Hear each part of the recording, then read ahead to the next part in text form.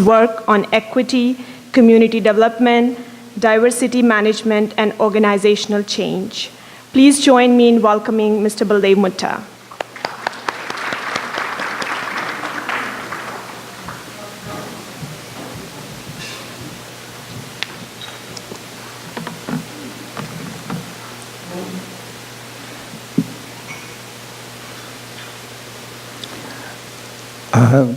Good afternoon.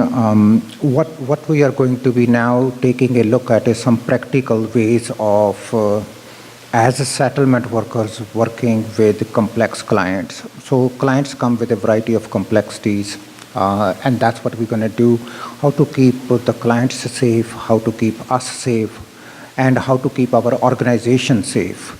So those are some of the things that we would be working this afternoon. This is, you have that in your binder. This is if you need to get hold of me. This is my email and my phone number. One of the things, if you realize that about 5 years ago, IRCC usually did not get into mental health areas. They were purely a settlement type of funder. They funded settlement, integration, link classes, and all those other things.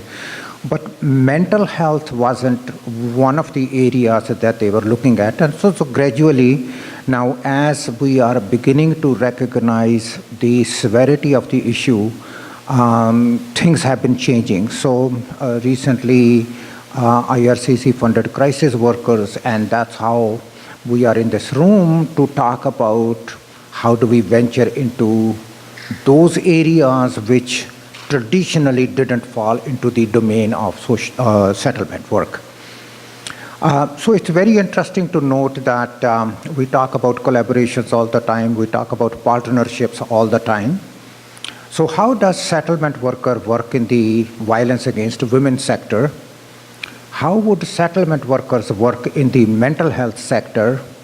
And how would settlement workers work in the child protection center? How would they work in that sectors? And I think that's where our expertise come in, because majority of the newcomers come and see us. When they come and see us, we need to be able to have a variety of skills, variety of expertise to make an assessment. Once we make an assessment, we have to educate the person sitting in front of us. Once that education and awareness is complete, we are then hoping that the client will go to the specialized services that we may be recommending. So this three-step process where we need to become knowledgeable, we need to have enough expertise to educate and develop awareness within the client about what they are going through. And the third one is the critical one, that we are hoping that we will use enough credible skills to be able to ask the client to go and see a professional that is specialized in that field. So this is why we are hosting these conferences. There will be many more coming to talk about how do we enhance. While we as settlement workers or settlement staff may not become experts in trauma counseling or in sexual abuse counseling or in domestic violence counseling, we may not become there because our job is totally different. But the more we are able to recognize the signs and symptoms, the better it will be for us to be able to help the client who happens to be a newcomer. That is our aim. And in the process, we are learning, it's not that easy, because the organization needs to do certain things, we need to do certain things, and the client needs to do certain things. So I'm going to share with you some of those challenges. So what have we learned to date? This is my own experiences, and if we had a lot more time, then I can do a lot more interaction, and we can perhaps fill out a lot more kind of topics and points there as well. So I know that settlement is becoming complex. It's not as easy as it was before. There is a lot more research coming. And one such thing is the healthy immigrant effect that Dr. Tyagi talked this morning, is that immigrants come to Canada, their mental health and their physical health, they are much better than the Canadian born, and 7 years later their health deteriorates. We know that.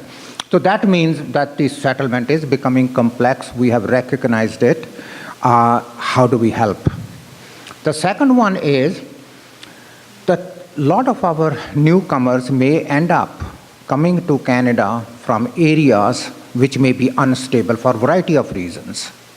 So they bring with them enormity of experiences, and we need to kind of understand where they are coming from, what they might have gone through, and now what are we going to help them with, and how are we going to help them with. The third one is the newcomers from conflicted areas often show signs and exhibit signs and symptoms of trauma, and their settlement integration will also be difficult and complex. So, and we had this morning when John was sharing with you the complexity of working within trauma field.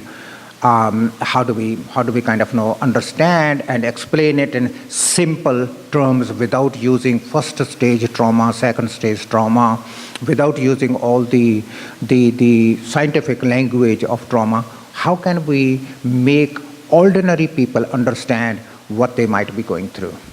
And the fourth one is settlement integration experience is stressful in any circumstances.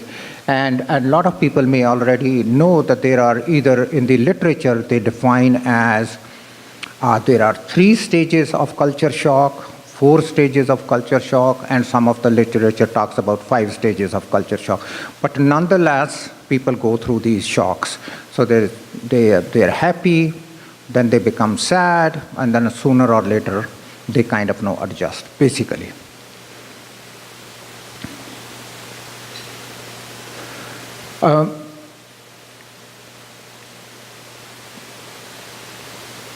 So the question for us today is, if somebody is in crisis, one, how do we recognize crisis? And then how do we help them? Because the moment a person is in crisis, these are the 3 things that happen. Help or building a rapport that we can kind of understand what they're going through becomes much more difficult and much harder to build that rapport. The second is the listening of the person becomes fragmented, because they're wanting to explain you, they're wanting you to help. And when we are asking questions, they are still in the telling mode rather than in the listening mode. And the fourth one is there are so many things going on in their mind. We are having, as professional staff, we are having difficulty making sense of what it is. So that's what crisis does. So crisis does make it difficult for a client to tell what they are going through in many of these. And often in crisis, they forget important information. Much more important information. I was working with many years ago. I don't work at the front line anymore, but many years ago I was working, and we were dealing with newcomers, and they were new to Canada, about 1 year in the process, and they were having difficulty with their 3-year-old daughter. The children aid was involved, and while we were working with them, and the children aid felt that there are lack of parental skills by the parents, so they're going to remove the child and they're going to apprehend the child. So when I worked with them, so that's how the crisis showed up. So the mom and dad showed up in my office in extreme crisis, knowing that the children aid has taken their child away. So in that crisis, while I was trying to find out what exactly happened, what did you do, what else happened, and they gave me as much information as possible. And the same information, when I checked with the Children's Aid, they had approximately the same information. And subsequently, 3 months down the road, accidentally, the mother says to me that in fact, when the child was born, they had given the child away to their parents for upbringing in India, and that she was with the grandparents until the time they were ready to board the plane to come to Canada. So these parents, technically, the child never saw them as parents. That important information was missed in the crisis. So the CAS didn't have this information. I didn't have that information. So when I say this, that when we try to build a rapport, because we need to know the information, because the care plan and the assessment will depend on the information that we have. But crisis is where we usually will not get 100% information. Not that the client is dishonest. It's just that so much is going on with the client that they give you bits and pieces of all kind of information, but sometimes they forget the most important information. So the moment she said that this child was never with them, I picked up the phone and I called CAS and I said, well, did you know that this is what the mom has disclosed to me? She says, oh my God, this is a bonding issue. So the mom and the dad are not bonding with the child. So now it became a total different thing. It's not about now apprehension, it's about reuniting them. So it's a total different kind of a case altogether.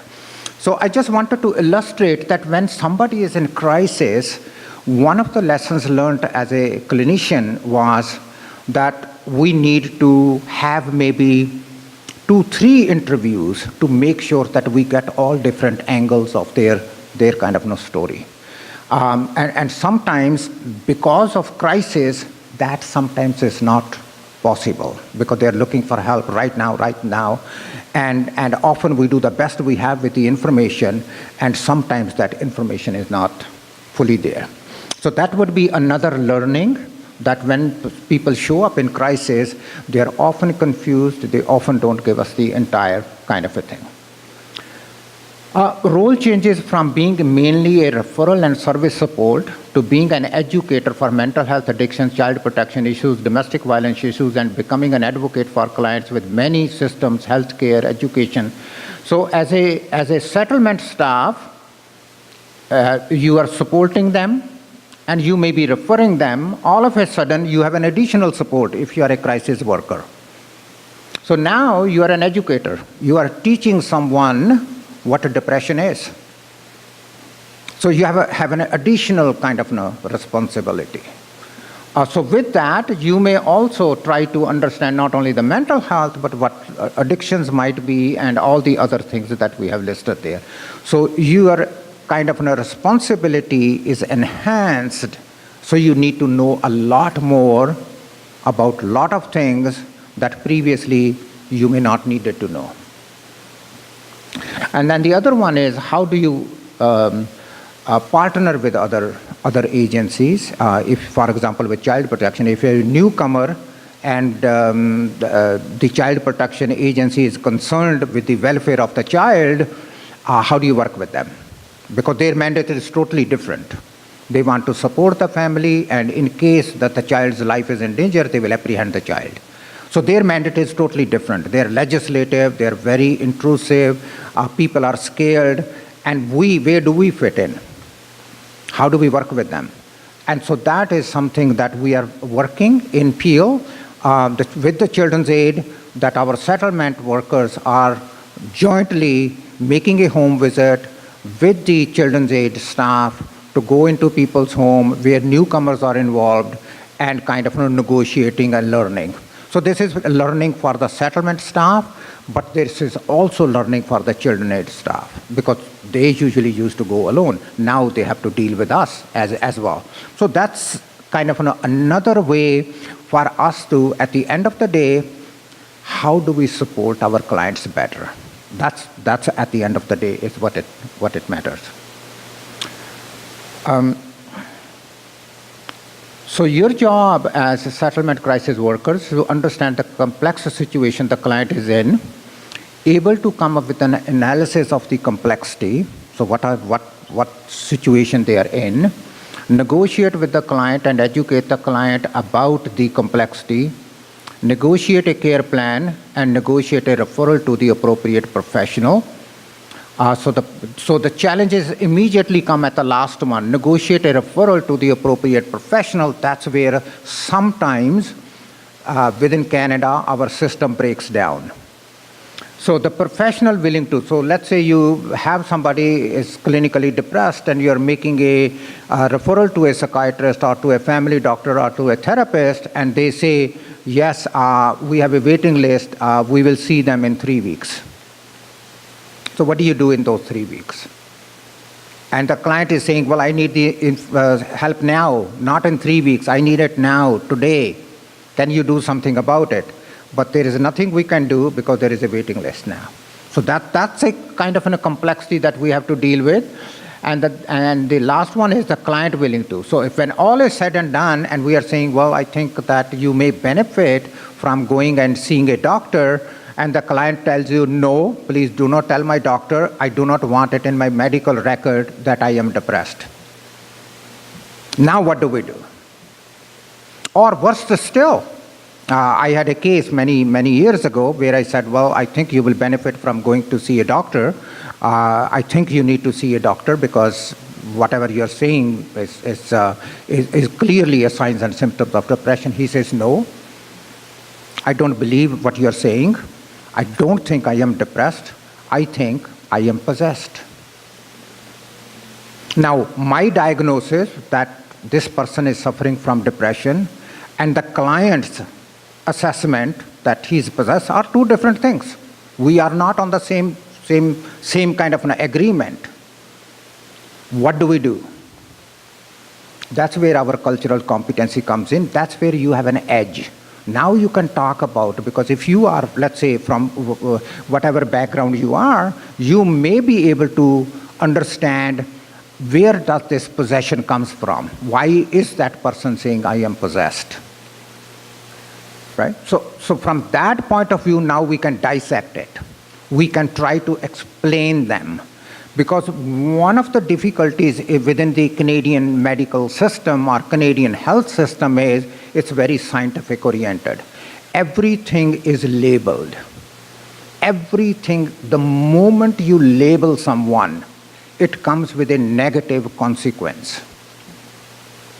So it's very important for us to, for example, I was working with parents, and they had a 7-year-old son who was diagnosed by the school as learning disabled. That had a learning disability. The parents, the moment the parents found out that the system is telling them that their child has a learning disability, they became very angry. They said, that's not true. You are racist. You don't know what you're talking about. I have 3 children.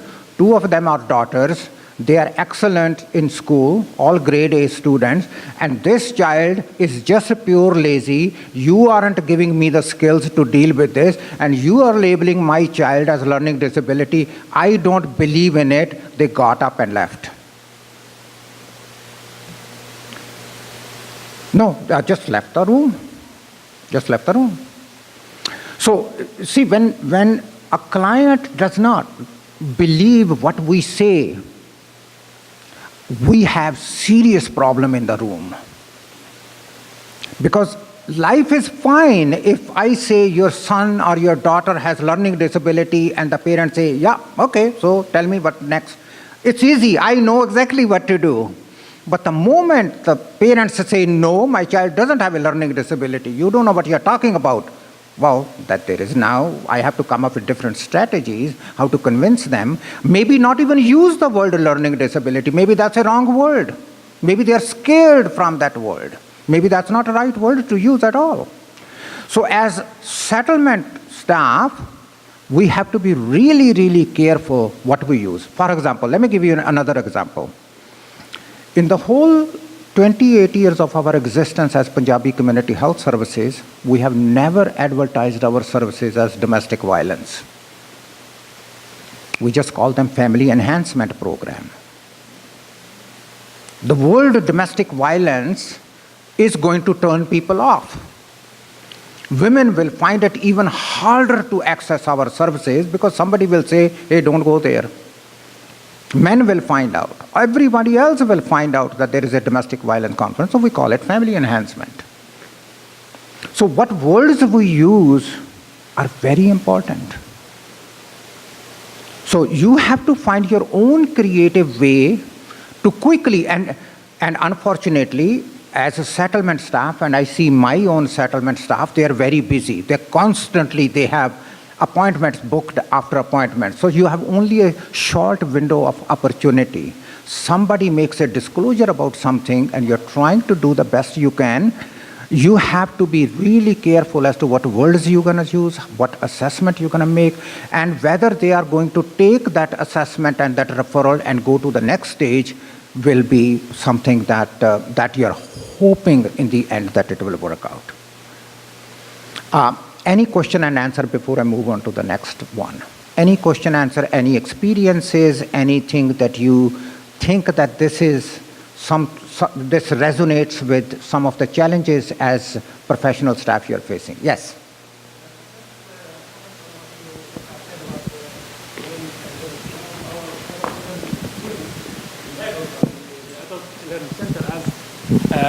Learning disability case. But when we talk to the students, he said, man, I'm a doctor. I have a bachelor degree in veterinary medicine. So it's not a learning disability. There is something wrong, maybe with the system on how to teach this man a new language or to adopt a new community. Thank you. I think one of the things that I always struggle with, and one of the struggle in Canada, the way I understand, by the way, in July 29th this year, I will be in Canada for 50 years. So that will be my 50th anniversary in Canada on July 29th. So thank you. So one thing I struggle is that when we get funding at Punjabi Community Health Services from Ministry of Health Long-Term Care, so we get funding in pockets. So we will get funding in early psychosis intervention, behavioral services. So, and they give you can only work between 16 to 24 years of age. This one is a short term, you can only work up to 3 months. So we are very prescriptive in Canada when we talk about all these. But in real life, that's not how life is. I mean, if you have established a relationship with a client and 3 months are coming, how good it will be if you say, well, thank you, your 3 months are up, now I can't work with you anymore. Yes, you are benefiting, but sorry, I gotta now let you go. It's very problematic. The same thing is, one person, in his or her professional opinion, that person may be learning disabled, but in that client's perspective, he will say, well, I don't think so. I am this. So your diagnosis may not be right. So they may be looking at a total different way of not defining what learning disability, and the client will say, no, I don't agree. I have. And that's where I think when we talk about cultural competency, that's where you have an edge over everybody else, because you know that person sitting in front of you, what that person is going through. Why is that person not agreeing? Mainstream professionals may not understand why the client is saying what they are saying. But you know, because you're from that culture, you understand that complexity, you may be able to find that better. And that's where I think cultural competency comes in. And anybody? Yeah.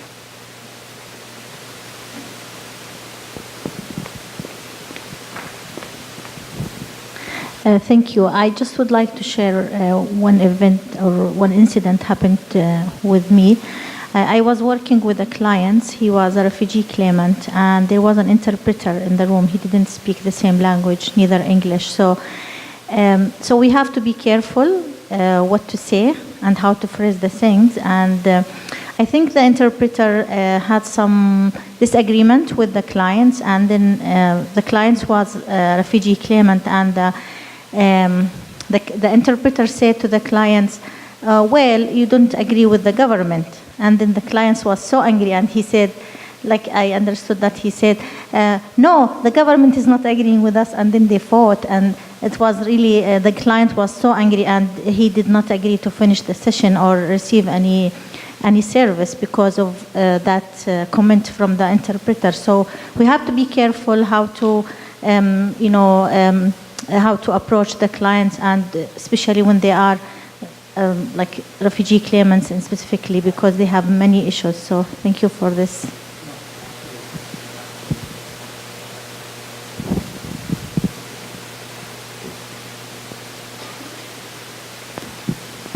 First of all, thank you for your time and effort. And I would like just to stress on one thing.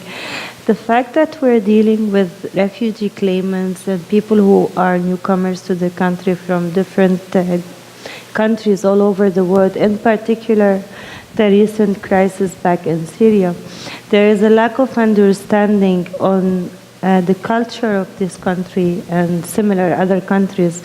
There is also a lack of understanding of the circumstances, because some people may have traumatized by the war and others are not, because they are taken out as minors, but they still have trauma from moving from one area to the other.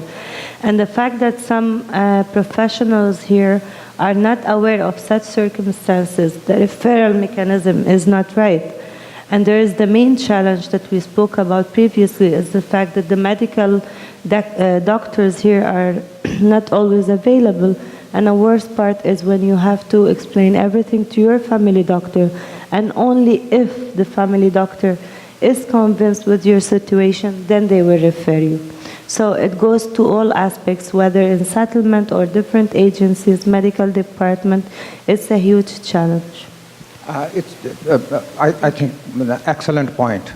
So how do we educate, or how do we work with those professionals who do not take the client's life experiences into account, and they are stressed out by themselves? I mean, family physicians, between 5 to 7 minutes, that's all they give you. So you go in there with your file and they ask you, okay, what's your problem? And if you tell them more than one or two, they get mad. They say, make another appointment.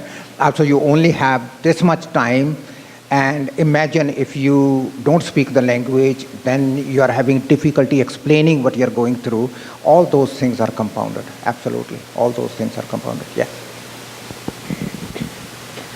So what I would like to leave today learning from here is the point that you stressed earlier when you were speaking, and you said if the client does not acknowledge having an issue, and you as a professional know that there's an issue with the client and know the means to help the client, but the client herself or himself does not acknowledge that issue, I would like to know peaceful ways, and like by doing them you're not harming the client, and you're not provoking the rights of the client to refer them. Like, for example, I had a client who had a mental disorder, and she refused by any means, because in her culture having a mental disorder is a stigma, and she cannot say that I'm schizophrenic or whatever.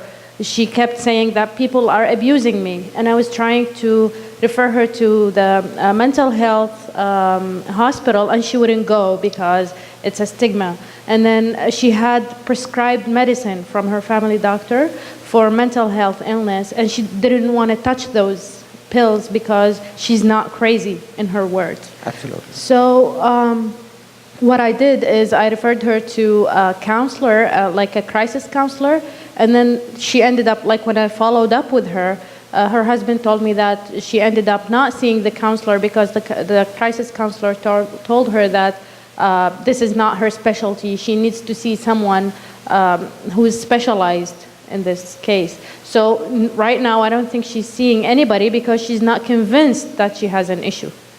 Absolutely. So what's the proper approach in this case? Okay, so two things are very important if client is not agreeing. One is, there isn't much we can do. At that particular moment, there isn't much we can do. So if somebody is severely depressed and we want them to go to hospital, or we want them to see a doctor, or we want them to go, and they are saying, nope, your assessment is wrong, we don't believe in it, At that particular moment, we cannot physically force them to do anything at that moment. Unless their life is in danger, then it becomes a total different thing, right? So that's one thing. But there is something we can do, and that is work with the family, if they allow us. So at Punjabi Community Health Services, we are not a client-centered organization. We are a family-centered organization. We work with the whole family.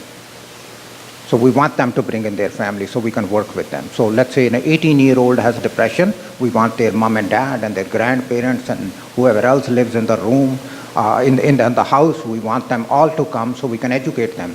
What is the problem and how we are going to get there? And often when we work with the family, especially with the addiction cases that we do, because we work with the whole family. So one person says he has no problem. The other person says, no, this person needs to be kicked out because he's not pulling up his socks.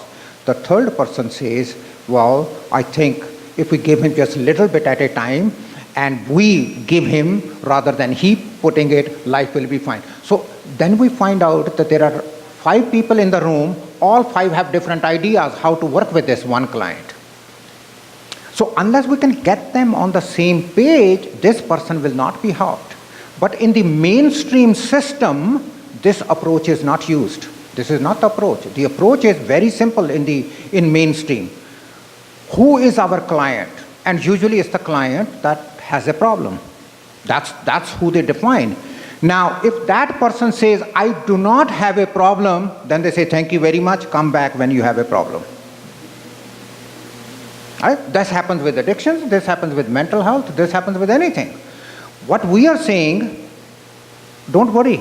If that person says, I don't have a problem, it's okay. Why don't you come? Let's sit down and have a discussion with you. Maybe you can do some tweaking around the house.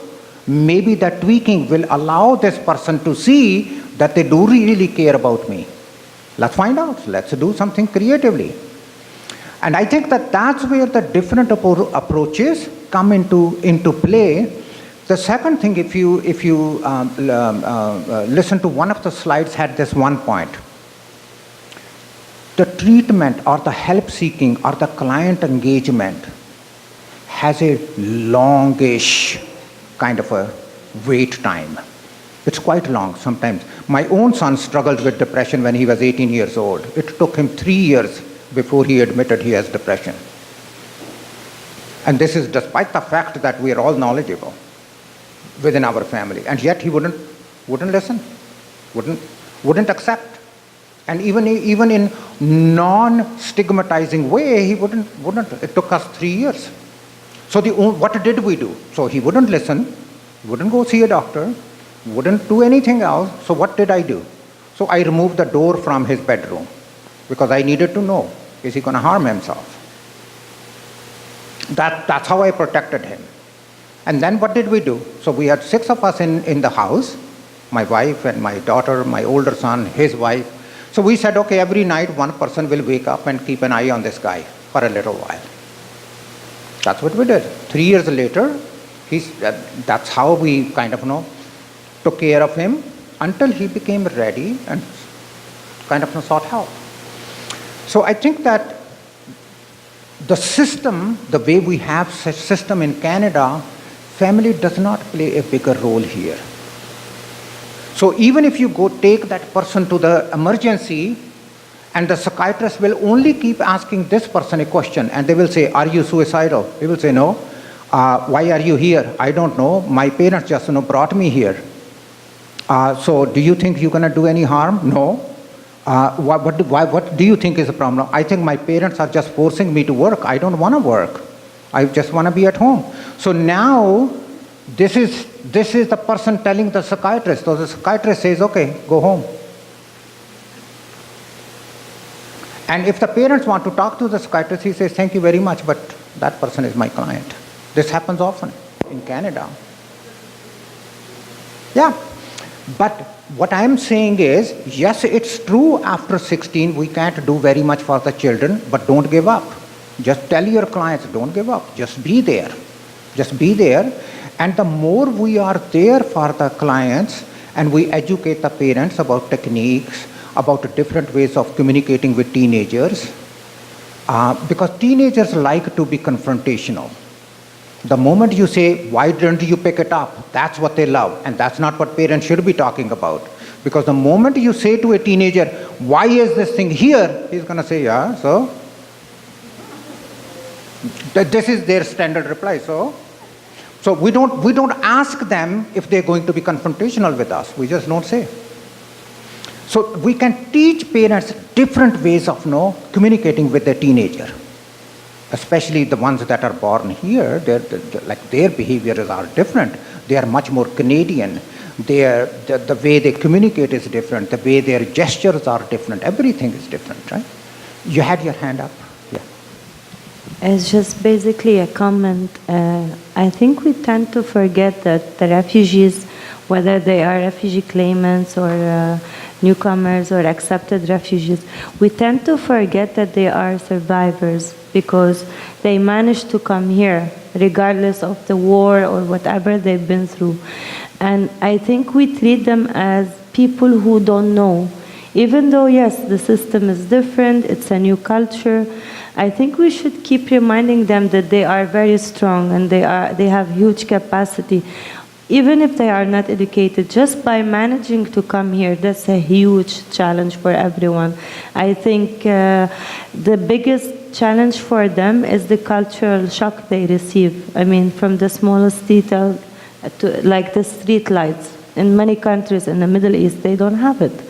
So if we keep reminding them of their strengths instead of just saying, but you might have this problem or that problem, to build the trust, and then maybe later on we will manage to tell them other things, which is negative.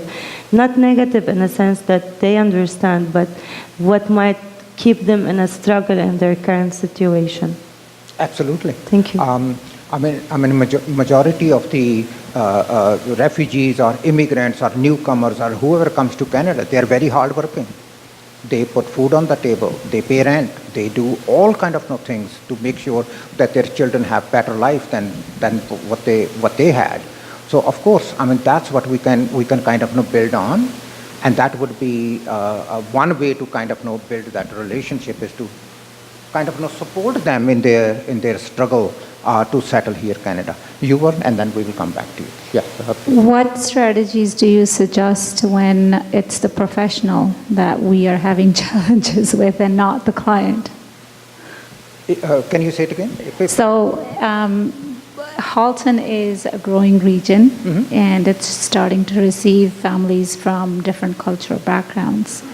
So, and a lot of the families are moving from Peel, and they are looking for help, they are looking for support.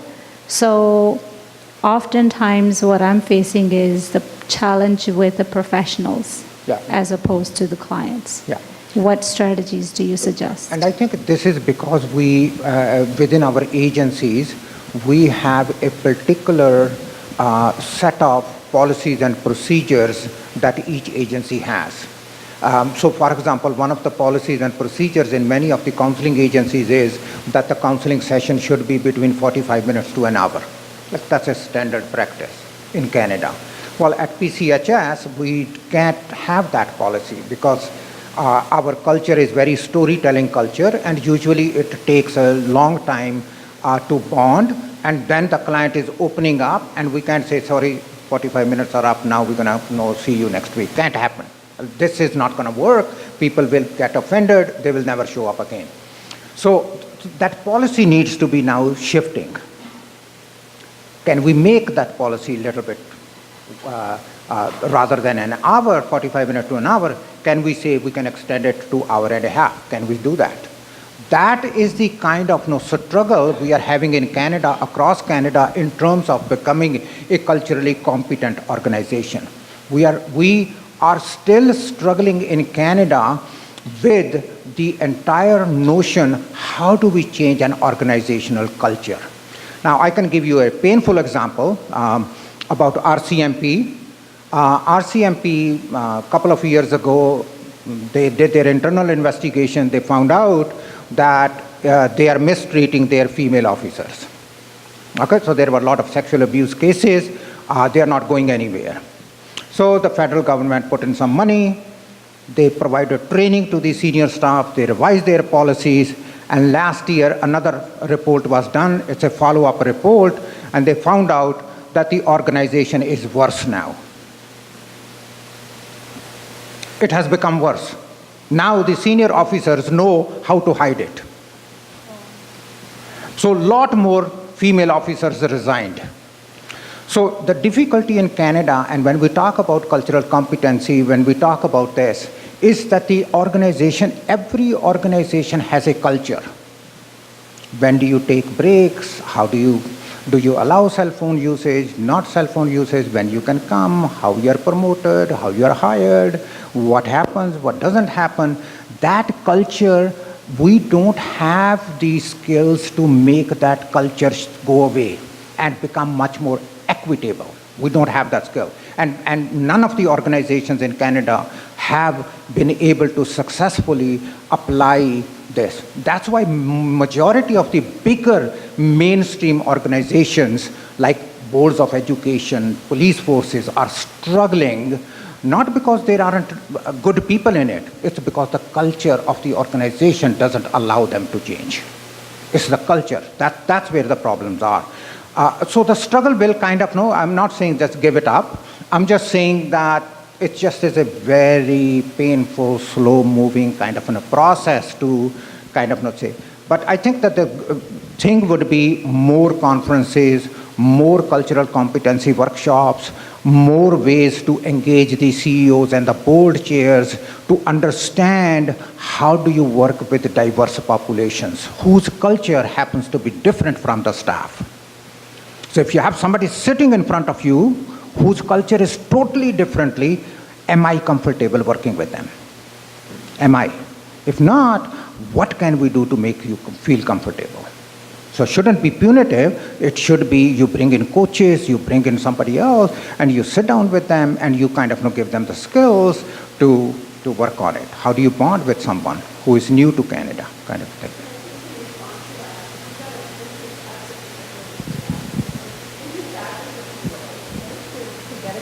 To call that other agency or to attend with them to the appointment so that you can help that other professional to understand what's going on. Right? Are you allowed to attend appointments with your clients? I mean, I know that's an issue with some workers that you're not allowed to leave your agency. Well, we are, but the challenge comes when, for example, families cannot drive to a place. We're not allowed to do home visits. So, a lot of times parents are hard with. So, we're doing a lot of advocacy, but that's definitely something Baldev. I don't call him, can't call him his name. So as I said, it's a slow and process.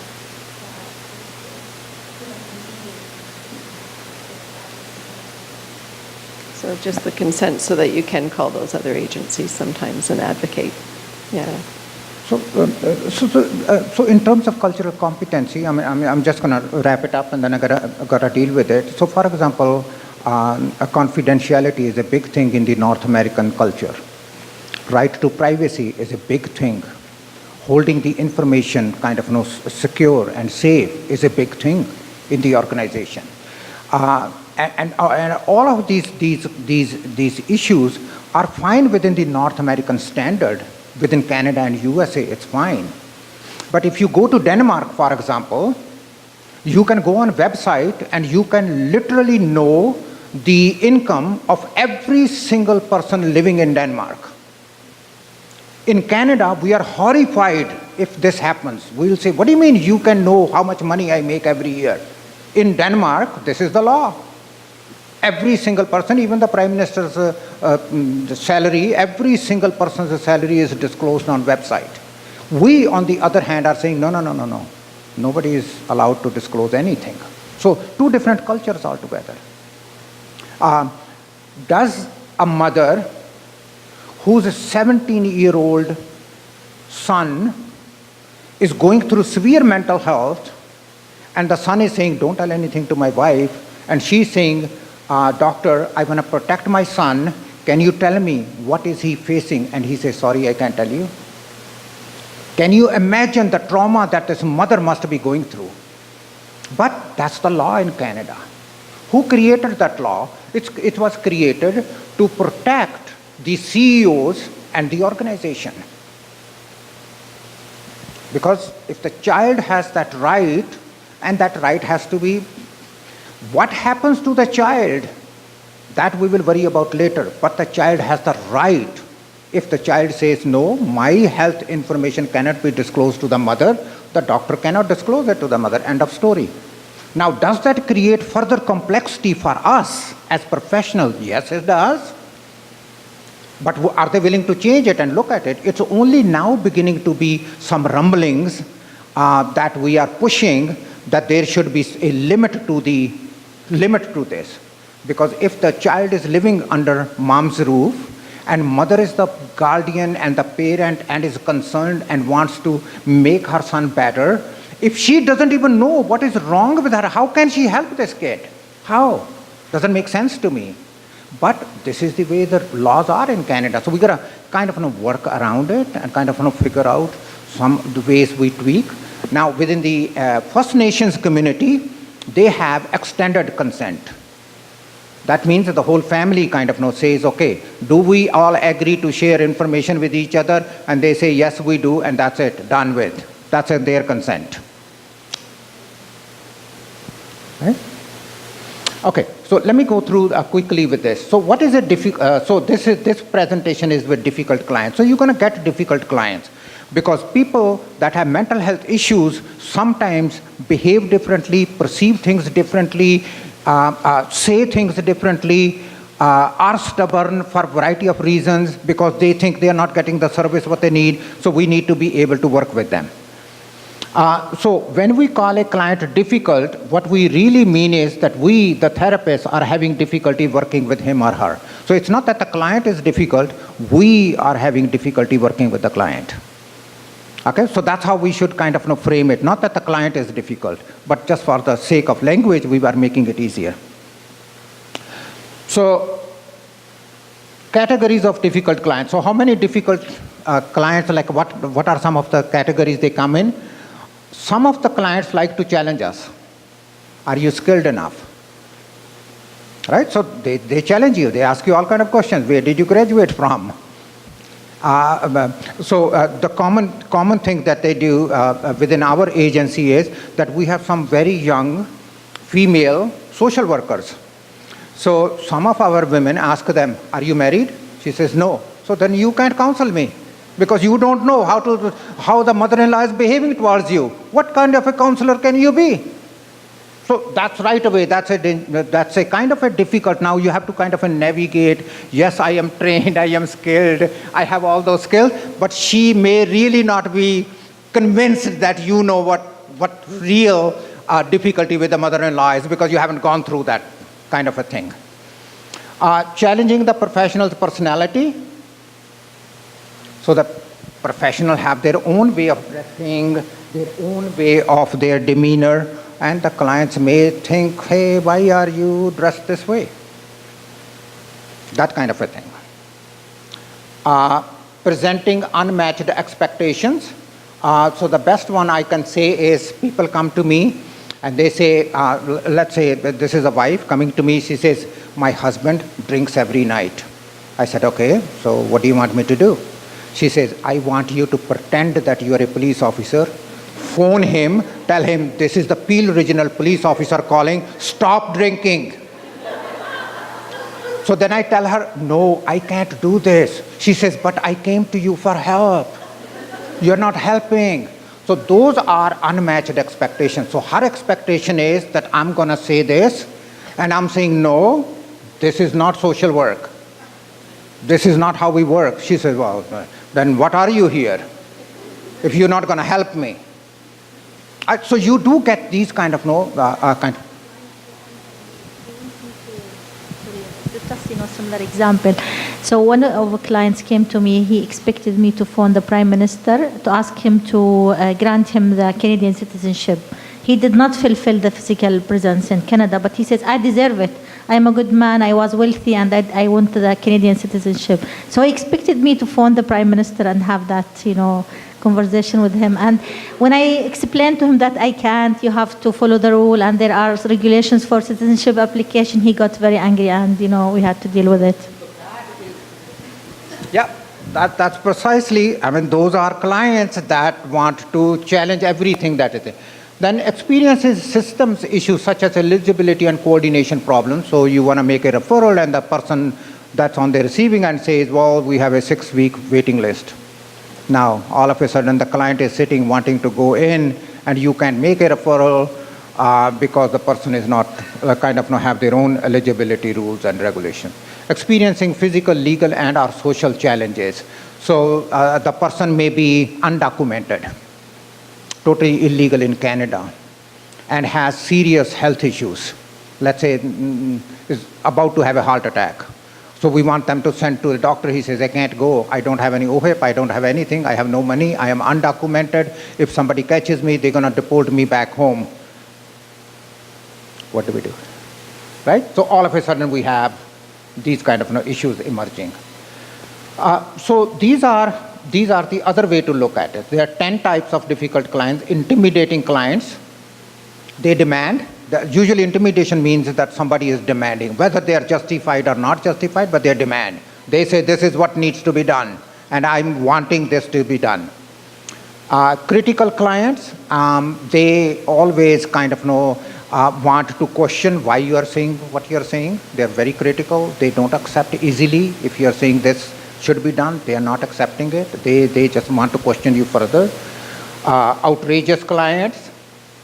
And these are clients who really don't agree with you on anything. They would have some other underlying issues which they are not disclosing, but they want you to go out of the way, or they have a greater sense of entitlement that this is what they need, and your job is to give it to them.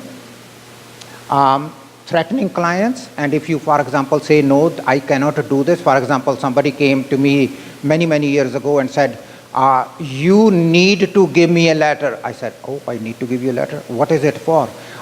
They are going to put me in jail and you need to say that I'm a good man. I said, I don't know you. He says, well, do you know me now? Ask me whatever you need to know. I said, no. And then he got up and he said, well, I'm going to do this, I'm going to do this. And so those are the people that have these kind of issues, and there is nothing you can do. You get once in a while those kind of people as well. I don't know if any of you have gotten difficult clients, but these are some of the clients that we often may bump into.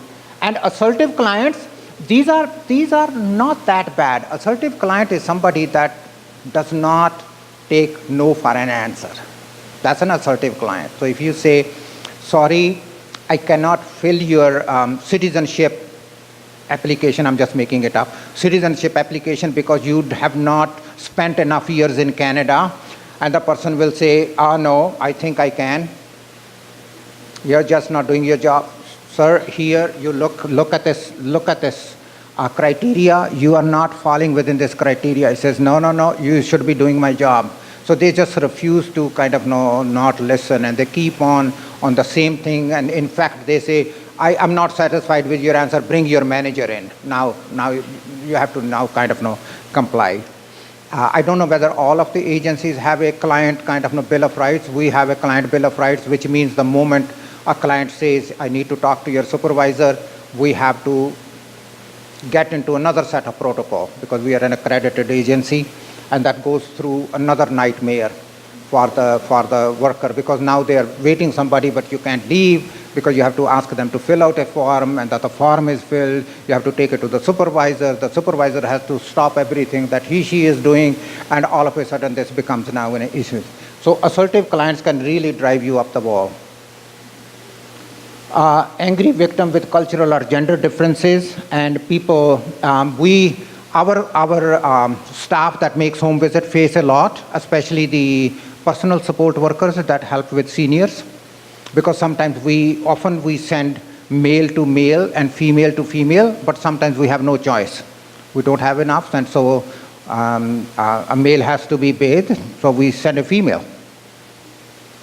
So then sometimes the client gets mad, and sometimes the client is understanding. It all depends.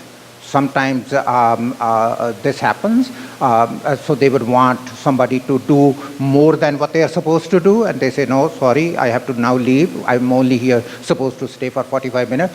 So you have all kind of cultural, gender differences, language differences, preferences, and sometimes we are able to accommodate, sometimes we are not able to accommodate. Non-cooperative clients, this actually is when something is in terms of the legal issues, that's when they become non-compliant kind of a thing. Passive-aggressive clients who don't say much. Teenagers are usually passive-aggressive. So you ask them, why are you not going to school? Are you going to school? Yeah. Well, why aren't you going to school? I don't know. That's passive-aggressive. So they're not answering. So now you can ask them in a variety of different ways. They're not going to give you an answer. Okay, so that's and it's very difficult to deal with passive-aggressive clients. Mistrustful clients, that's because of their past experiences. Something bad has happened, and now they don't trust you. And then non-empathetic clients, and no matter how much you try to tell them what you're doing, how you can work together, how we should work together, they're not convinced at the end of the day. So how do we recognize them? Usually they are stressed and scared, unreasonably demanding, emotionally unstable, mental wellness issues, cognitive issues, alcohol, substance use, angry, looking for revenge. So all of these are signs and symptoms of difficult clients. Why clients are difficult? Our multiple settlement plan failures. So we have planned some things have not worked out, and now they are angry. Relationship issues, immigration issues, underemployment, lack of access to community resources, financial and legal issues. And all these make the clients difficult. I just wanted to make these issues here, these are highly risky situations. When domestic violence kind of cases you get, I would want you to do a little bit more due diligence, because this is where the majority of violence to the staff can occur, is during the domestic violence situations.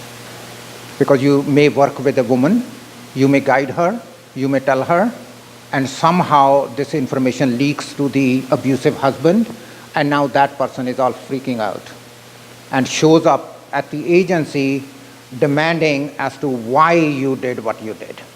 So that becomes a kind of a risky situation as well. Okay, so let's look at this. So this is a scenario, and let me see on the tables, you guys can discuss it maybe for 5 minutes. Client A walks in the office. He starts to talk in a very fast pace. When the receptionist politely asks him for clarification, he starts to lose it and says that nobody helps me. Why did I come to this country? You pretend not to understand me, but I know that you do understand me. I have come to this place many times and I have received no help. I want to talk to your manager. Then he starts to pace back and forth and starts to yell at the receptionist that she's not helping him at all. You come out of your office, so your office is somewhere nearby, so you come out of your office and want to know what is going on. He immediately says that the receptionist is ignoring him and she's making fun of his accent by saying that she does not understand him. How would you deal with this situation and what risks are involved? This is definitely not the time to disagree with the client about anything they're saying. We would just focus on de-escalation and validation. If he feels that he's being ignored or unheard, we can validate those feelings and ask him what we can do to support him. So just kind of working to bring him down from his emotions. Mm-hmm. Okay.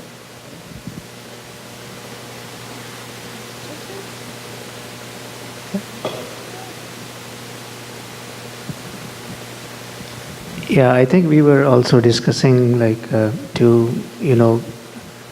involving other colleagues and taking him or her to another separate room and provide listening and validating, as identifying, yes, okay, accepting what is not done, what is done, just to show a little bit in 5-10 minutes. So I mean the feelings, it's very important, like he or she knows like she has been heard or he has been heard. And plus, like, if it is not in our capacity to solve his all other problems, so we can refer, we can show him the way, like we can put other resources in order and can refer him. So hope also is there, like 2-3 things, like first we have to listen. He or she has the idea, like they have listened me, so he has conveyed what he wanted or she wanted to say. So the emotions, as cognition changes, the emotions immediately drops down. So then you can talk about there are 2-3 ways to solve this issue. So maybe not going in detail, like how much time it might take, how much service you can get, maybe not showing the other part, which are challenging part, but only showing like, yeah, these are possibilities. Mm-hmm. So maybe acknowledging that, okay, so that yes, we hear you, that acknowledging, listening, being supportive, maybe reinforcing, okay, so I understand that you feel you have not been heard, that kind of a thing. So it reinforces, yes, I have not been heard, that kind of a thing. Okay, so that's good. Anybody else wants to kind of? I think we're all good at trying to de-escalate, to make them feel heard, to try and meet their needs. But we were also talking at our table that there's a point where you say this behavior isn't acceptable, and either you speak in this tone of voice or you leave. When do you say that? When would you say this? Which is fine. Yeah, I'm not saying this. I think after you've given an opportunity to, take away their audience, if it's safe, bring them into an office, try and talk to them, de-escalate. But if they're still that highly agitated and screaming and being abusive, and there's a point where you just say, when you're calm, you can come back. You're always welcome. But as long as you continue to speak in this tone of voice, you are not allowed to stay here right now. I suggest you leave. Okay. Yeah. So we have one secretary who would word that very differently, but yeah. Okay, go ahead. We had that similar situation, but it's like the client was referred to one, and she was really frustrated, and she speaks Mandarin, and her worker is Spanish speaking. So what we did was she was like shouting at the reception, and the worker cried. The Swiss worker cried. So my manager stepped in, and then Patricia, who is our Mandarin speaking Swiss worker, went and talked to the person. I think it's all, like I speak Tagalog. I never had experience being rude, because I think culture also plays a lot when we understand where the client is coming. So we were able to resolve, and we were able to explain to the mother. Sometimes they're so frustrated because they need help. They've been going from one, and because they have a strong accent, language is also a barrier. So what we try to do is help, first of all, someone who can understand and someone who knows the culture. That's how we resolve that situation. Right. Anybody else?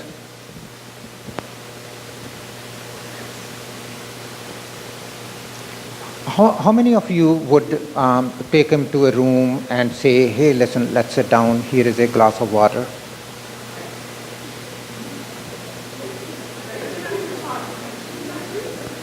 Yeah, go ahead. I don't think it's that reasonable to give him what he's asking for. He's asking for a manager at the end of the day. And he says he's been there many times before. So I'm assuming that somebody knows this person if he's been there many times before. If he's been there many times before, maybe there's been other times that he's reacted this way. If this is something that we recognize and all that he's asking for is a manager, in my opinion, give him what he's asking for. get a manager to come out so he feels validated and heard.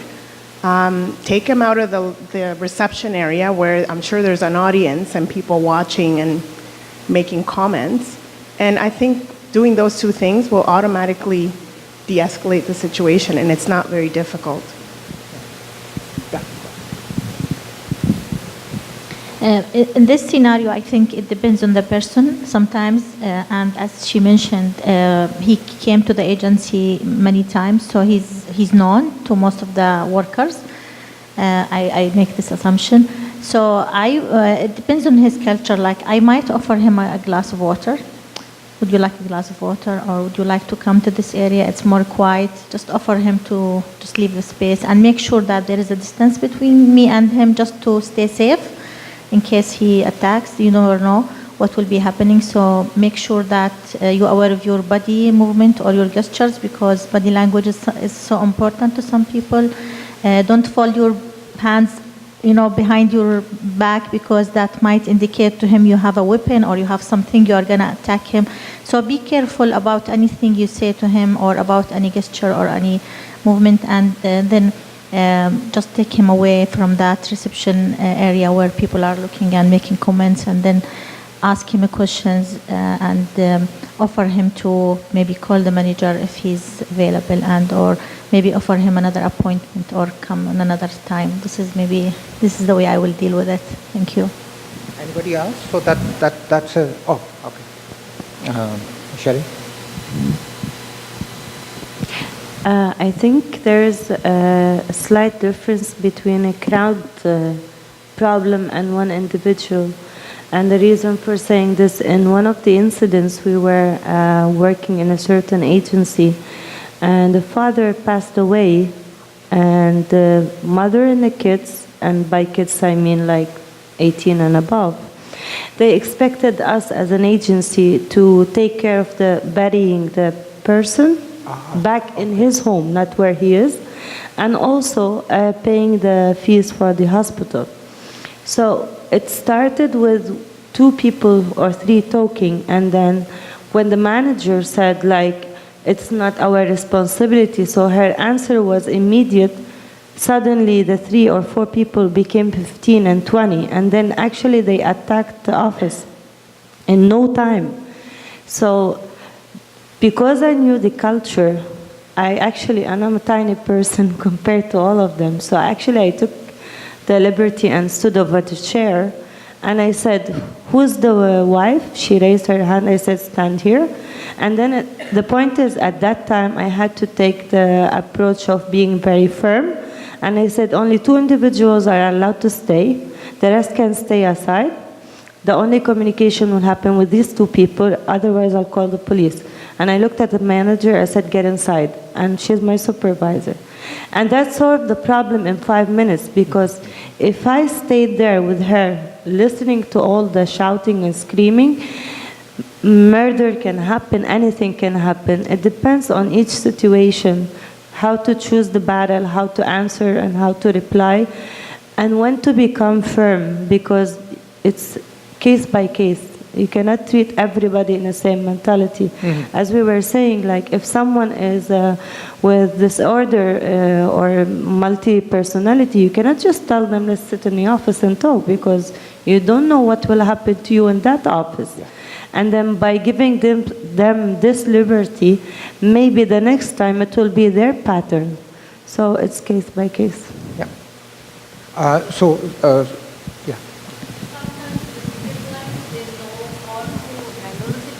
Like they are driving us, not they are getting services. They are forcing us to provide services anyways, and according to their time, not our time. Like we have some repeated clients, they do every time, okay, I want to see your manager if you are not serving me right now. But we know that if manager comes, then they give their techniques and then it doesn't work. We know nothing will work.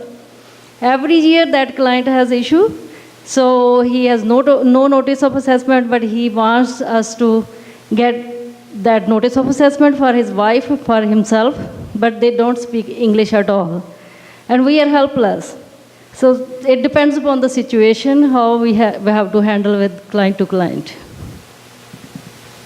So if we can agree, I think that one, if we can politely kind of create an environment where we are listening to them and kind of saying that we have heard you, this is what you're saying. You're saying that somebody is making fun of my accent, or you are thinking or you are believing that we are not here to help you. Like somehow we have to kind of give them the assurance that we are hearing you. This is what you're saying. To a certain extent, that will little bit kind of make this client think, I am saying, but they are saying, yes, I'm hearing you. So that could be one. Second one is, if you are thinking of removing the person from the reception area where many people are listening to this, if you're thinking of removing, you have to make sure that no harm will come to you. And you have to make that quick judgment. You may not have too much time. You have to either decide you're going to do this or you're going to decide not to do this. So there will be another strategy is, this person wants to see a manager. Would manager calm this person down, or would this aggravate the situation? You have to make another decision. So there are 3, 4 giving somebody little bit, why don't you come here, please sit down, I'm going to bring you a glass of water, or I'm going to bring you a coffee or tea, whatever your agency has. Would that alleviate? If you think that that will alleviate, by all means. Whatever you think in that moment, because you may know the client or you may not know the client at all. Depending on it, you are going to pick a couple of things that you think will kind of de-escalate that aggressiveness or that rowdy behavior or whatever that behavior is. And if that's whatever one of those techniques that you're going to use, is to make sure that at the end of the day, your agency has some kind of protocol to go into that mode where code red is. And somebody needs to then escalate it. What if he starts to attack you? Who is their backup to call 911? Who's going to do what? When will the lockdown be called? Who else is in the office? Like those are protocols that when we start to work within the mental health field, that's when we have to kind of have these kind of protocols and procedures and heightened awareness around these issues. Because purely settlement, you may very rarely, you may get some, but you may rarely get some. But within the mental health field, often you get clients who forget to take their medication. And now they are agitated because their medication, they forgot. And all of a sudden, we ask, so sometimes our staff doesn't enter when they make home visit, because our staff, mental health case managers, go into people's homes. And so when they ask them, have you taken your medication? They say, oh no. So immediately there's one step back. When did you not take the medication? Oh, I don't remember. Okay, so now 2 steps back. So you do not enter when somebody has not taken a medication, because that's a high-risk situation, so they are trained. So those are the kind of things but we cannot, as settlement workers, start asking just because somebody is going back and forth, have you taken your medication? That's going to be even more inflammatory for that. Why don't we take a break for 15 minutes? We come back, and then I will see if I can go through all the other presentations as well. How difficult clients affect our services. So when somebody is difficult, it does affect us. React in ways we are not happy with, do our jobs ineffectively, we feel guilty, anxious, upset, frustrated, inferior, defeated, and take on their share of work. What do difficult clients do? Unreasonably demanding, multiple calls. If they asked you to fill out a form and you promise them that you will get back to them by tomorrow at 5 p.m., they may start calling you at 11 o'clock saying, have you done it? Have you done it? And then they call you at 1 o'clock, have you done it? So that kind of a thing. So there is a multiple call. For them, that is the priority. But for us, there are many things that we have to go through. And so that becomes problematic because then they keep calling and they keep calling and then they keep calling. showing up unscheduled. So you say, well, I don't have any time tomorrow. I would see you the following day. And then all of a sudden, tomorrow at 1 o'clock, the person is there. And then you say, well, I thought that we had a deal that you will come tomorrow. Oh yeah, I was just passing through. I thought I just see if you are free, might as well fill out some whatever else they do. So that often happens. Not providing needed information, that happens. Some people, and I think that's their experiences. Some people don't like to give to us even their OHIP number or their social insurance number. They said, why do you need it? This is my information. Then you say, no, we need to put it in the system that we have helped you. They say, no, we don't want you to put it in the system. We don't know where this is going. So they become very apprehensive. And that becomes very kind of time consuming. So you may end up spending only 5 minutes on the problem, but negotiating 25 minutes to give them the information. So that becomes a kind of a problem. Giving conflicting information. So these are people who just think that if they tell the story this way, they will get more benefit out of it. And then when you kind of say, hey, last time you said this, but now you're saying this, which one is the truth? Then they say, well, actually, neither of it. This is actually the real truth. So those are kind of difficult situations as well. This we already dealt with it, frustrating your efforts to provide effective intervention. I think one of the difficulty is that our past experiences, wherever we came from, if they were not very good with the legal system, with bureaucratic system, with whatever system, if they were not good, we tend to kind of bring our experiences here as well. So to that extent, we will have a little bit of difficulty within those systems as well. So we need to look at where the difficulty is, and I'm of the opinion that it is about unmet needs. So they are becoming difficult because they have a need. They may not have been able to express it appropriately, but there is an unmet need, and that's why they are becoming difficult. And then we think their need is this, but their need is over here, and we don't know why they are becoming upset. So the behaviors that make it difficult for us to work with clients results from our failure to meet their needs. So we are not able to address them. Now why? That's a different story. They may have given us wrong information, incomplete information, and maybe we understood it differently, maybe they had a different intention, whatever that might be. But at the end of it is that the needs are not met. So when the needs are not met, service users react by, so either when they start becoming very difficult, so either we refuse to interact with them, we say, okay, thank you very much, you can go to somebody else, and that happens many times. They go from one settlement agency to another settlement agency, from another settlement agency to the third one, because they are looking for a particular thing that we may not be able to address, whatever that might be. Passivity, failure to take action, it's on our part. Manipulation, very rarely we do that. Use of devious and dishonest, we don't do this. But the reason why I put it is that in some of the areas, without really getting into it, sometimes the professionals are put into these kind of situations. Expression of anger with an implication of violence, and then violence, physical act that is intended to cause damage. This is what clients end up doing. Excessive need to be taken care of that leads to submissive or clinging behavior and fears of separation. I just wanted to make one comment.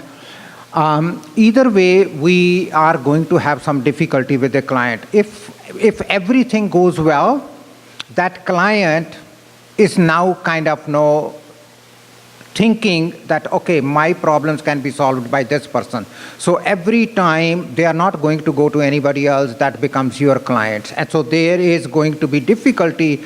And when you say, okay, now you have to now move on to somebody else, they are not going to kind of move away. And that makes this a kind of clinging behavior, that means you are getting attached and they don't want to leave you, becomes really an issue between the client and the professional. So what do we do? Be very gentle, reassuring, supportive, and encouraging. Discourage clients' expectation to decide on their behalf.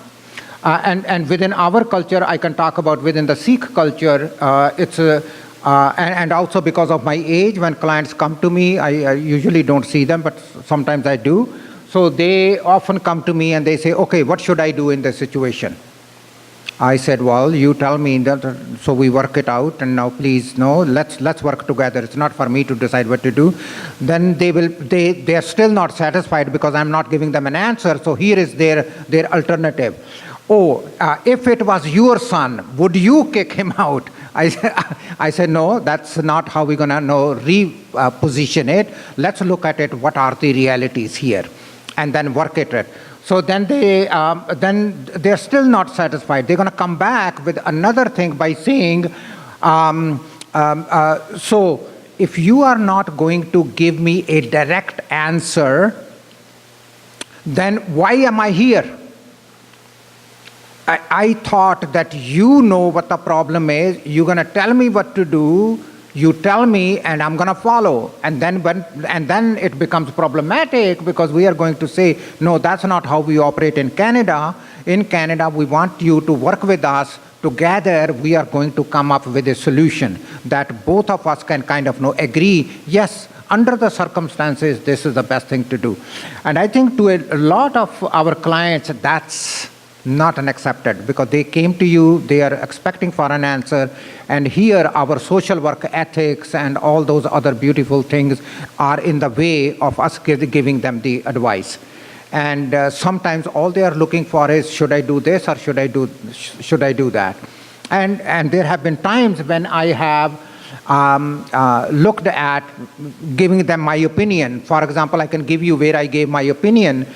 You may agree or you may not agree with it. An abused woman came to me, her marriage fell down, she had 2 small children, and she said, well, I said, my recommendation is that you take social housing, you live in an apartment which is undersecure. She wanted to move into a basement apartment which was a little bit cheaper with someone that could look after her children. My recommendation to her was, don't do this, because there are all men living upstairs. Not a good idea. You have 2 daughters and you are a single woman living in a house where there are only men. It's not a good idea. You're putting yourself at risk. I would not recommend that you do that. She kept on saying, but it's very cheap and they are very nice and they are from my village. I know one of them. And she kept on pushing, where I kept on kind of saying, I don't think so. I don't think it's a good idea, but you have to make the ultimate choice.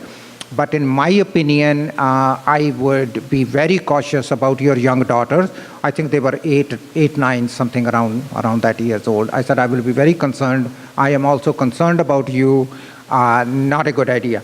So here I was just going little bit more assertively on the no side, rather than taking a position that, okay, if you want to stay, you can stay, that's up to you, that kind of a thing. So I took a little bit more of an assertive stand by saying, nope, I don't think this is a good idea.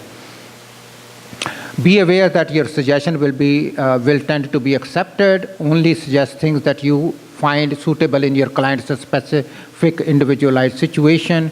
Don't let them see your frustration on multiple inquiries. Consider pre-booked client meetings instead of taking walk-ins. Now, this one is kind of sometimes you have to take in, like you have no choice. I have done it even now.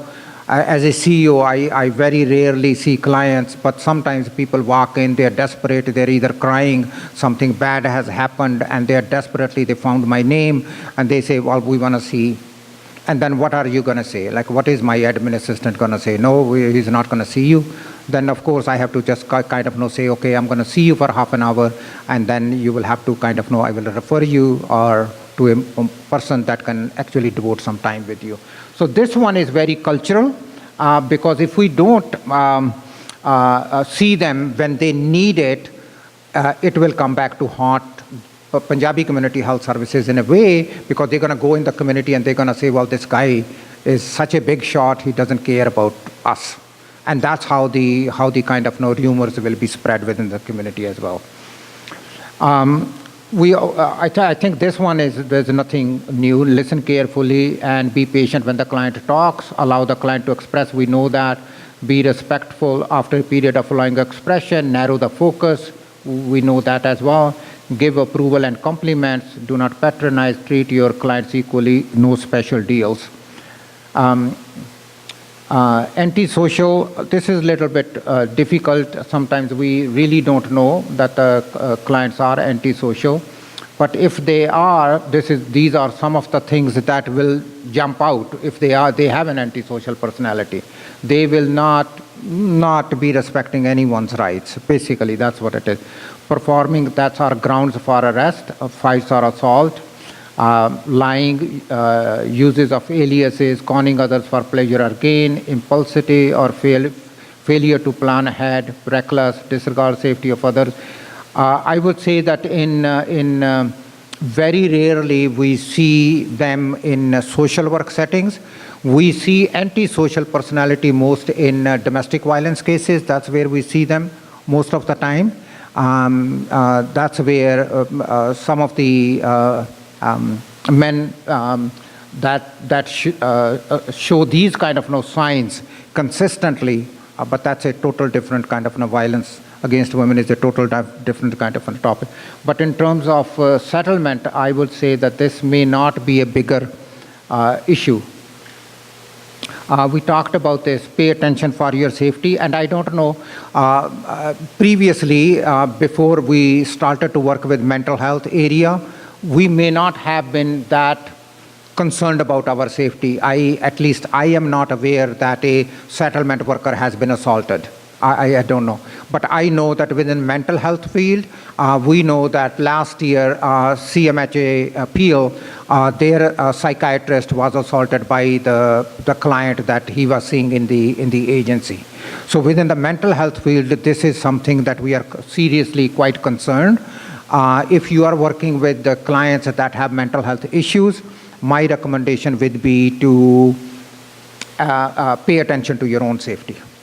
And that could be either getting some de-escalation techniques, finding out what might be some of the signs and symptoms, where you might go out of the room, where would you sit, what are some of the protocols around the agency, how you are going to kind of address some of your own safety concerns.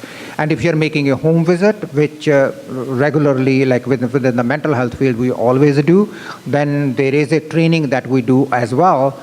Anu does those trainings for settlement staff when they make home visits. So because we have crisis workers as well, and they make home visits, or they go to different places, they go in the public places to meet clients, and wherever they are out in the community, they are trained to recognize signs and symptoms of their personal safety so they can take appropriate actions. So one of the things is that if you are meeting someone outside, or if you are meeting, I would recommend that you have a discussion with your supervisor as to what might be a backup plan. What if somebody, and you are in your counseling room, and somebody starts to act out or become kind of raise his voice, and how are you going to get out of your room, and what might be some of the ways that somebody can come in, and all those issues that we need to kind of look at it. And I would recommend that would be a way to kind of address this question around your personal safety here. If you feel uncomfortable or intimidated, tell the person that you are uncomfortable with their actions, gently confronting a bully, adopt a direct professional stance at all times, share nothing personal. Now, this is another, when we write things, we write it, but with me, if I'm working with a Punjabi family, the first thing they want to know, which year I came to Canada, am I married, do I have children, are my children married, Are we well settled? Did I have problems with my teenage children when they were teenagers? Do I have grandchildren? Do we live all together or they are living separately? Did I get along with my wife? Where is my father? So they want to know all this. They want to know so they can make some kind of credible assessment of me. Now, I usually share everything. It says here, share nothing personal. But then there is a caution. What if there is a person sitting in front of you, and which happens to many times to our young professional single women who are social workers, some guy who is recently going through a divorce wants to know from our young social worker, hey, are you going out? She says no. So how about having a date with me? So that kind of a thing puts us into a very conflictual kind of a relationship. So while it is true, share nothing personal, but then it's also what are you going to share? How much are you going to share? And are we crossing the boundary between professional and client? Those kind of things. And some of these guys who are especially antisocial and kind of borderline on being psychopaths, they tend to be very charming. They say, oh, so you're so beautiful, so compassionate. I wish my wife was like you. Boy, can we just have a tea at Tim Hortons? So these are the guys that we need to be really aware of. So from that point of view, share nothing. But then there is also a time that if you have an older person or older family and they just want to know how did you come to Canada, and if you want to share them that you came from XYZ and this has been your experiences, maybe it is reassuring that you also had to go through some kind of challenging difficulties and you took some bridging courses and that's how you became professional and this is how you got it. Maybe that will help them. That, okay, so hey, look, this person made it. I think we are just 6 months in Canada, and yes, after doing some things, we will also be settled. So I think to that extent, it all depends what you're going to share. But generally is, if it's not going to advance your and client's rapport building, don't share it, because then it's of no value. Be clear about expectations. If anything, minimize expectations. And this is difficult for the client. For us, it's okay. We know what our expectations are from every client because we are professional.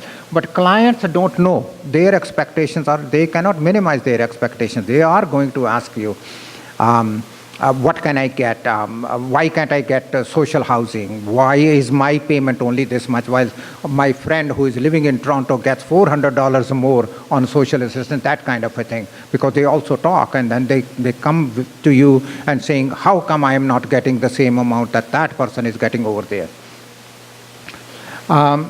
Be clear about confirm any information the client gives you from another source when possible. Sometimes it's not possible. Sometimes it's possible if confidentiality allows you to check. It will be good to kind of find out. And especially we found that our outcomes for addiction clients increase if a man is in treatment with us for addiction issues. We check it with the wife. And we ask him that we are going to phone your wife to just find out how you have changed or not changed. He says, yeah, go ahead, talk. And then we phone her, is he drinking? And she says, yeah, he hasn't stopped. And then he comes next day and then we ask him, hey, how is it going? Good. When was the last time you had a drink? He says, oh, since last time I came 1 month ago and never touched alcohol again. And then we say, well, I don't think so. Let's check it out again. What the reality is. So from that point of view, I think it is good to have some kind of a reality check for the client. Greet clients, I think this is fine. Discuss important information and expectations. And I think that, I don't know, sometimes it's okay to set some guidelines as to what the client's expectations are. Sometimes the clients are vague, they don't know what they want. Sometimes they come with very clear expectations, fine, we know. And sometimes we don't know. They don't know what the expectations might be. Then it becomes a little bit difficult. For me, in whole of my life, the professional kind of 45 years of social work, if I was able to build a rapport, I was successful. If I was not able to build a rapport, whatever my mistakes were, I was never successful in the client. So either I will lose a client or the client will say, thank you very much, and I'm not coming back, or whatever the reasons might be. So for me, and I tell all the young social workers is, how do you establish a rapport at the first meeting is the single most critical and crucial point in the whole clinical intervention. If you are able to establish a rapport, client feels comfortable, you feel comfortable, the client will open up, you open up, the client makes a disclosure, you make a little bit of disclosure, you establish that trust, and all of a sudden the client will pour his or her heart out to you. But if the rapport is not built, then it becomes very painstaking interview processes because they are not willing to share the information because the trust is not there in that relationship. So for me, building trust would be, or building rapport would be the bigger thing.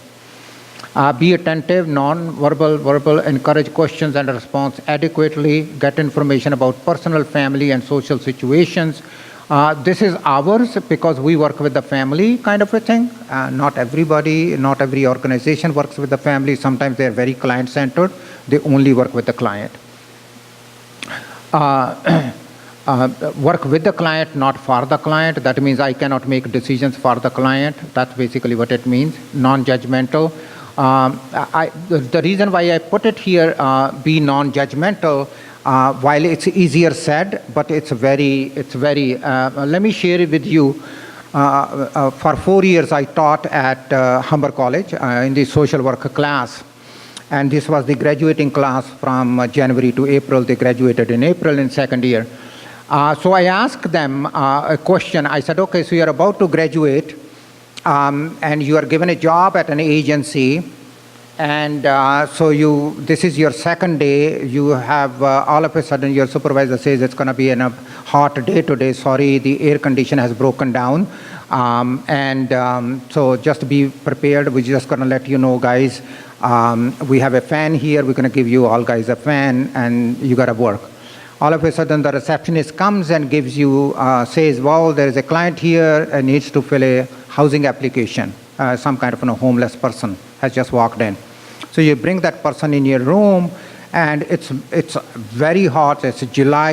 It's really, you're just already sweating, even with fan. And you close the door, and then you realize that this homeless person is wearing his overcoat and his scarf and his hat on. So you say to the person, oh, aren't you hot? He says, oh, no, I'm not hot. He says, but do you want to take your coat off? Oh, okay, if you want me to take off my coat off, I'm going to take my coat off. So he takes his coat off, hangs it there, and then you find out that he hasn't taken a bath for the last 6 months. So now there is a fan running, the doors are locked, and then all of a sudden you start to feel kind of, how am I going to do my work now? I can't start to breathe. So I asked this 32 students in my class, I said, okay, what are you going to do? Discuss it on your tables, and then everybody stand up and give me an answer. What are you going to do? You will be shocked that this is a graduating class of social workers, and here were the top 3 answers. I will go out and bring a spray, and I will bring an air freshener and spray. Majority of the students said that. Majority. Number 2 answer amongst them was, I will take the homeless person outside the office, sit outside in a lobby, and fill out the application. That was and the third one was, I will give them $10 out of my pocket, ask them to take a bath and come back. So when we talk about non-judgmental, when you put that in practice, it's very difficult.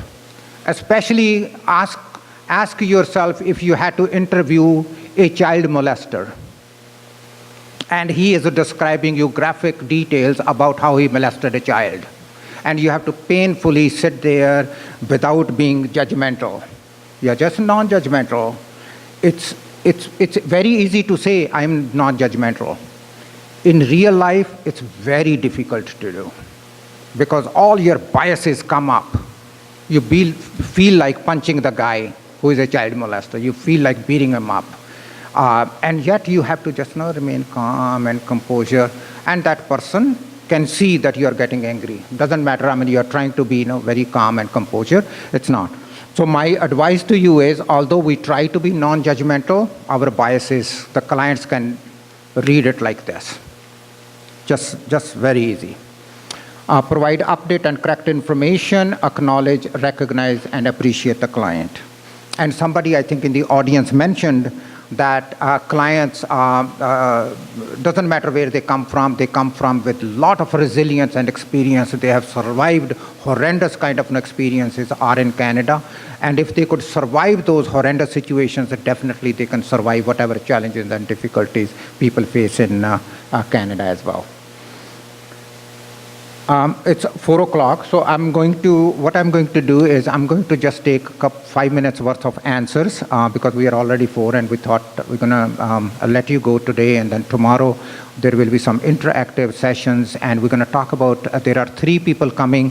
They're going to share their experiences of being an LGBTQ person back home, and then their experiences of coming here, and what were their experiences of going to settlement agencies and seeking LGBTQ services. So that will be another kind of a learning experience.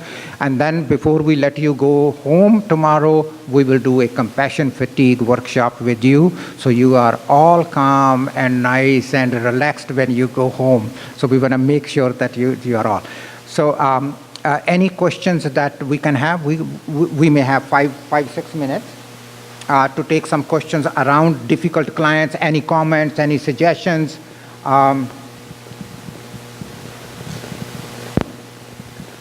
Thank you, that was really useful to me. I'm just curious to know what's the best answer for the scenario you just talked about, the guy with the coat. I'm just curious to know what's the best practice in this case. Which one? So, yeah, but while they are there, what's the best practice here? With the guy with the coat, the scenario you were mentioning, and with the classroom. The scenario you mentioned for the classroom, with the person with the coat. I'm just curious to know what's the best practice here for us, because we have been through this sometimes, clients so it's the same thing. It's the same thing that we need to be able to serve our client. We need to be able to serve our client. It's the same kind of a situation when people say, both myself and Amandeep, we worked at the health department in the region of Peel for many, many years. I worked for 18 years, she worked for 14 years. We had nurses that said, we are not going to go into Punjabi homes because we cannot stand the smell of cooking. What do you do? What do you do? They said, we don't want to make home visits. They refused to go. They said to their supervisor, we can't go. We feel like throwing up. The smell is horrible in the Punjabi kitchens. We're not going to make home visits. So when we talk about being non-judgmental, we have to be able to look at the reality, where reality is. And we are the people that are able to provide those services. If we aren't sensitive and caring, well, then that sensitivity and caring can be in many other ways that it can kind of know too. So today it could be the person didn't take a bath. Tomorrow it could be I cannot serve X number of people because I don't believe in what they believe in. Therefore, I don't think I'm the right person to serve. And tomorrow, I don't think that my agency should be providing any kind of services to LGBTQ community because my religion or I do not believe in that particular gender kind of sexual orientation kind of thing. So then there is that slippery slope where we are unable to then look at where non-judgmental is. So my recommendation is, doesn't matter how bad it gets, you have to be able to provide services. Doesn't matter how bad it gets. Now some people can say, well, what if I throw up in front of this person? Then what are you going to do? Well, it's the same thing that the nurse said to the supervisor, I'm not going, I'm going to throw up. I'm not making a home visit. I'm going to throw up. So what did they, so this came to me because I was the only diversity officer in the whole region of Peel. So I said, okay, here is what we're going to do. I said, what would you have done if you were unable to take elevators? She says, well, I would have gone to a psychiatrist or a psychologist, and she would have sensitized me around how to take elevators, because there are people who don't like to take elevators. So I said, how do you do it? She said, well, it's called the desensitization technique. I said, okay, so you and me are going to go through a desensitization. So she said, how? I said, you and me, we are going to go every week to Punjabi restaurants to eat. So within a month, gradually I will take her to restaurants. She wouldn't eat, I would eat. She will just sit there. To gradually eating a samosa, drinking tea, and then she tried curried chicken. She loved it. And gradually she started eating, and within about a month, she started making home visits. So the question was, we all have our inhibitions. I had mine. When I graduated many, many years ago, and I am not going to tell you how old I am, I'm only 25 years old, I was terrified to talking to people in wheelchairs. I had my own fear. So I went to the prof and I said, look, and we had two people in the wheelchair. So this young woman who was one of our classmates, she did her PhD on, are people in wheelchair funny or not? That's her PhD. So she was such a giggly personality. She would tell jokes and she would laugh and stuff. So my prof took me to her and she said, okay, this is Deb.